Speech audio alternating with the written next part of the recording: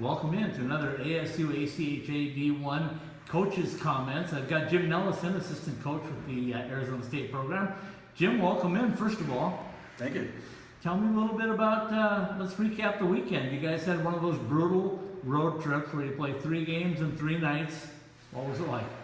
It was pretty good. I think the guys responded really well. They had good energy throughout the trip.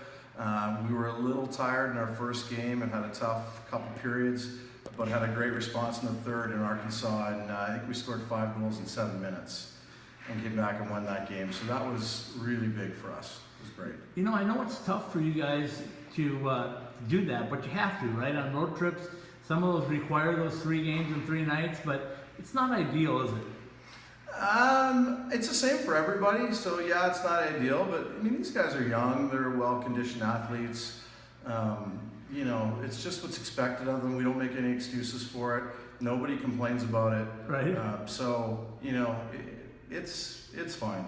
So let's talk a little bit about this season. The coaching staff changed a little bit right in the summertime, which wasn't ideal either, I guess. But for you guys, you took it with a grain of salt. You took the reins and ran with it. You got Kate Green now as the head coach. And what's that transition been like for you guys? It looks on the ice like it's relatively seamless. Is it that cool behind the scenes? So I think it really helps that Tate's been with ASU for 6+ years. Right. So he is very familiar with what's expected out of a person who's involved with the Sun Devil organization. He's done a great job of instilling that culture in the new staff and the new players. So that's been really good. For me, just getting used to some new players, understanding them, learning kind of what ticks and who does what, that takes a little bit of time. The coaching staff has gelled pretty well. We're, you know, as I've said before, a pretty open, collaborative group. So that's been really good. The players are still kind of getting used to each other, the people that were there last year versus this year. We have a lot of work to do, you know, a lot of learning to do, but we have some really good bones in our program, and we got a lot of potential to have a good season. You know, the schedule changes every year. Sometimes you're on the road early, sometimes you're on the road late. This year, you guys drew the straw of being on the road early. I talked to Coach Green earlier, and he said he kind of likes that because you get to get the guys together and you get to bond, and then you get to come have a second semester where you get a lot of home ice, which is nice. Yeah, again, I think it's one of those things that the schedule is what it is. Right. You deal with it, you prepare for it, you plan for it, but definitely, not just for the players, but for the coaches to get on the road together and, you know, spend the night together and talk and visit, and it's really good. It does build chemistry early, so we're very fortunate to have that. And we've played in some fun places so far. So not only fun places, but you guys have played some stiff competition right off the chute, haven't you? Yeah. UNLV on the road. You played at U of A on the road. Yeah. Talk about your team and how they're gelling and what you've seen from them. Yeah. The UNLV, U of A, both good clubs, really aggressive, lots of fun. Obviously, the rivalry with U of A is unparalleled for us with any of our other competitors. We've really learned, I guess, how to be aggressive on the forecheck, and we're working on, you know, disrupting the play in the defensive zone for the other opponent, looking at creating turnovers, trying to get pucks to the net. We have to learn to sort of get ourselves in better offensive situations so we can get more quality shots. But that's coming, and I think you know, chemistry is gelling a bit. We've been switching lines up, trying to find good fits. We're working on our power play, which needs to improve as well. But for the most part, we've seen a lot of good things.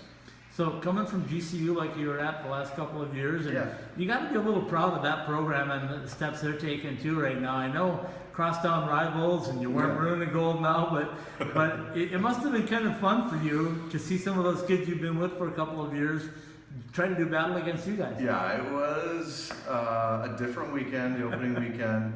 You know, obviously I was very excited to be part of Arizona State, and you know, I'm here now and that's where I want to be. Definitely was proud of the effort we saw from those GCU players. You know, I had a little bit to do with that program for the last couple of years and did my best to sort of help it grow, and I think they'll have a good season, and I hope they do. They're a hard-working group over there, and it's really good for everybody in the Valley that we continue to have good competitive balance between all the colleges. It's best for everyone. So yeah, it's good. You know, we started our business 4 years ago now, right?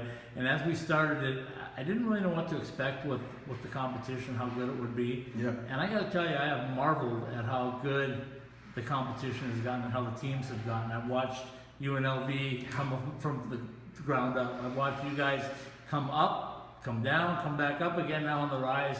I've watched U of A. So from your perspective, how good is the ACHA, especially D1 level in the West? Hard for me to answer because I've been in D2 for the last couple of years. Yeah. So my experience with ACHA and D1 is watching some video. Obviously, I played U of A last year a few times. Yeah. I can say I've been very impressed with the level. Usually on most of the teams that we played, top 6 or top 4 on defense, really strong, well coached, you know, kids that understand the game. And then you have a mix of varying degrees that kind of fill out the rosters. What I have seen in the 3 or 4 years I've been around the ACHA is just a tremendous amount of growth and attention being given to the ACHA. And in the West, you know, I guess I've lived here almost 4 years. Hockey, for me, the conversation around hockey everywhere is exploding. Right.